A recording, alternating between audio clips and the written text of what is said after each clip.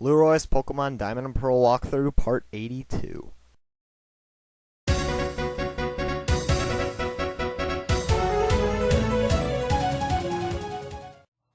Once again, we have everything on our team completely healed up, and we are ready to take on the third member of the Elite Four. So let's head through the door and head up the lift here, and let's take this dude on, because we are ready. We're like almost done with this thing completely, you know, we're doing like an awesome job. So you might actually recognize this guy. It's actually the dude we saw in Sunny Shore City, and his name is Flint, and like you said, he's a member of the Elite Four, and now we get our we finally get to battle him. So you know, this dude, he's got red curly hair, and don't even get me started on this red curly hair, because it's just like ridiculous. I mean, seriously, I thought Aaron, his green hair was ridiculous, but this guy is just nuts. But yeah, he is a fire type trainer, so he starts out with his Rapidash. Now it knows some pretty interesting moves. It's going to use Solar Beam right now, which is kind of a weird move. It's grass type, so it's ready to take out your water Pokemon, but it takes 2 turns to actually use the move, so you know, you don't really need to worry about it right away. Looks like Surf isn't going to knock it out, but I can probably try to use like Aqua Jet or something. I'm not really too concerned about Solar Beam because I am part Steel type, so it's not going to be super effective, and I can probably take the hit pretty well. And hey, luckily enough, he didn't use a potion that time, which is pretty surprising actually, but we're able to take out the Rapidash without really too much trouble. And yeah, Rapidash, I guess, I don't know, it's not really that, it's not his best Pokemon, but it's definitely not his worst, I'll just say that. Now for Infernape, I'm going to have to go to Staraptor here, because even though, you know, Empoleon has a typing advantage with water over fire, I mean, Infernape, if you look at those moves right there, it's kind of built to take out Empoleon, really.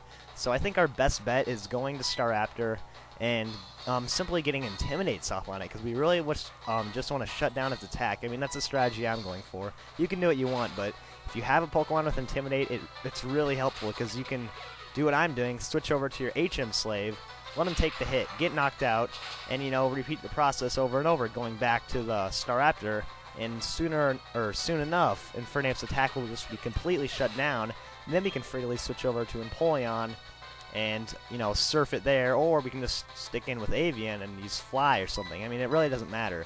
Basically, the whole strategy is centered around getting Intimidates off on it, which is really nice because you can just do it over and over and over as much as you want, and he can't really raise up his attack, so once you get it down, it's basically down for good. So he's going to use Flare Blitz this turn, which is a really dangerous fire-type move. I mean, that's like one of the most powerful fire-type moves in the game, but, you know, its attack got halved, so it's not really going to do a whole lot of damage. So, I'm going to Fly this turn, and I doubt it will knock it out just because he is 16 levels ahead of me. I mean, seriously, 16, it's really hard to deal with. But Fly is pretty powerful, super effective move, so it should still do a decent chunk of damage. Probably enough that his Citrus Berry will have to heal health. Let's see. And yeah, like I said, because this is his highest level Pokemon, so it's going to have the Citrus Berry to restore a little bit of its health left. So now, I'm guessing it's faster than me, I know, so it's probably going to knock me out with any of its attacks. So, what I'm going to do is, I know I'm going to get killed anyways this turn, so I really just, like, I want to keep him in there in case I need Avian for later.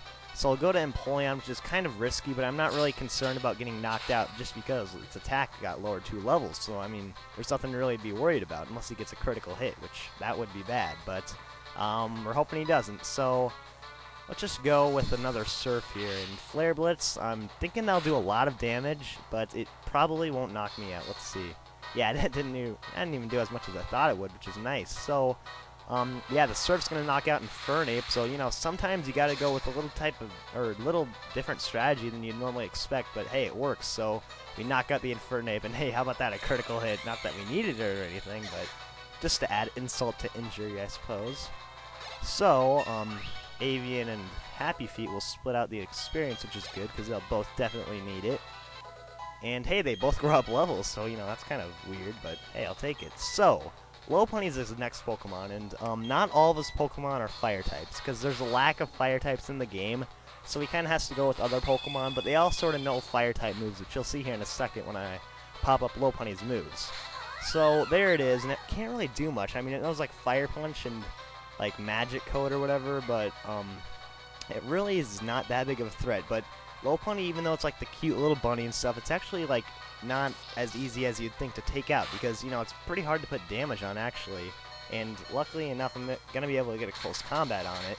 But it does know Mirror Coat. Did I say Magic Coat last time? It's Mirror Coat. Yeah, Mirror Coat. It reflects the special attacks back at you for double damage. So definitely be careful if you're using moves like Thunderbolt or Surf or Ice Beam or anything like that, because you're always at risk of having it, you know, pop back at you. Now, luckily this turn Lopunny actually used Mirror Coat, but you know, close combat's gonna knock it out, and it's a physical attack anyway, so it doesn't really matter. So we got kind of lucky there, but you know, sometimes all you need is a little bit of luck, I guess. And yeah, Lopunny can actually, you know, it can take your hits pretty well, as you saw. I mean, close combat didn't even knock it out in one hit, so despite it being the cute little bunny, you know, it's definitely not something to treat like the cute little bunny it is. So yeah, definitely don't underestimate that. And this is something that you've probably seen before. Actually, I know you've seen it before, because there's basically a whole gym full of them. It's Steelix, and no, Steelix is not a fire type, it's a steel type.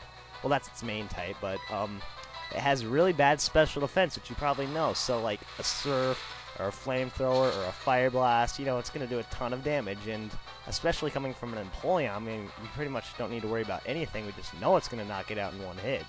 So yeah, I'm guessing Steelix won't really, you know, give you any trouble or anything. But just know that it has crazy physical defense. So definitely focus on special attacks with it. So now we're going to deal with his last Pokemon. It's his Drifblim, which we've also seen when we fought Fantina, the Ghost-type gym leader. And Drifblim is a Ghost and Flying type, and as you can see from its moves here, what it likes to do is use Double Team to raise its evasion, and then Baton Pass that to something else. So basically, it can raise its evasion a bunch, and then transfer that over to another Pokemon, which can get really annoying. But fortunately for us, we've already knocked out all of his other Pokemon, so we don't need to worry about that. And all we really need to do is have Miss Mages come in here and knock it out with a couple of Shadow Balls. And luckily, we're going to even lower its special defense. Now, it does know Ominous Wind, which it's using right now. And the only really scary part about that is it has a chance of, a really small chance actually, of raising every single one of its stats one level. So be prepared for that. And looks like we're going to be able to knock it out in the final hit here. So, hey, I mean, it took a little bit of luck, a little bit of skill, but we finally did it. We knocked out his last Pokemon. Drifblim goes down, and Elite Four, the third member, Flint, has officially been defeated. So, you know what this means? Well, this means that we only have one more member in the entire Elite Four left. So this is pretty exciting. We're really getting pretty far down the line here. So, yeah, Flint, he's just like in shock. He's like, oh, dude, I was looking down on you. I wasn't expecting this at all. So he's just like inspired completely. And he gives you a lot of money too, which is nice. And so he really doesn't have much to say, but all we have to do now really is go fight the final member of the Elite Four.